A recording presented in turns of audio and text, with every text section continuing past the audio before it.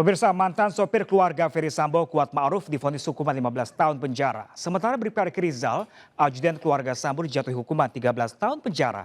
Terkait dengan putusan hakim, kuasa hukum Kuat dan Riki Rizal berencana melakukan banding.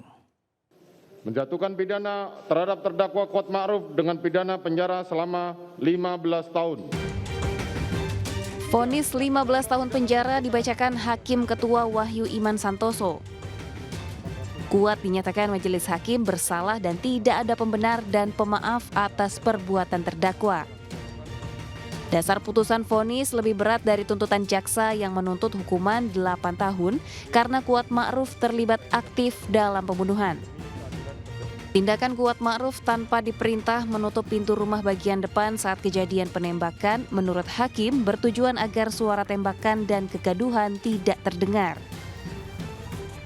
Atas putusan vonis 15 tahun penjara yang dijatuhkan hakim, Kuat Ma'ruf melalui kuasa hukumnya menyatakan banding. Pertama dia kecewa kaitannya dengan putusan tersebut karena dia pada posisi dasar betul bahwa dia tidak tahu menahu akan peristiwa tersebut. Dan hal itulah yang membuat dia merasa perlu kita melakukan upaya hukum dalam artian banding karena dia merasa difitnah. Menjatuhkan pidana terhadap terdakwa tersebut dengan pidana penjara selama 13 tahun. Berbeda dengan vonis yang diterima Kuat Ma'ruf, vonis hakim yang dijatuhkan ke mantan ajudan Ferdy Sambo Riki Rizal sedikit lebih ringan, terpaut 2 tahun. Riki yang notabene anggota kepolisian dan penegak hukum dalam keterlibatannya terkait kasus pembunuhan Yosua Huta Barat divonis 13 tahun penjara.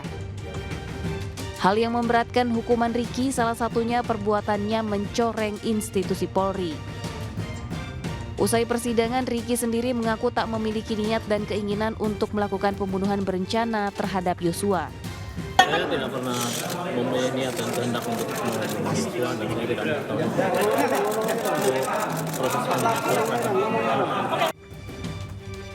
Sementara itu, kuasa hukum Riki Rizal, Erman Umar, mengatakan vonis ini sangat tidak adil untuk Riki. Rencananya tim kuasa hukum akan mengajukan banding terhadap keputusan hakim.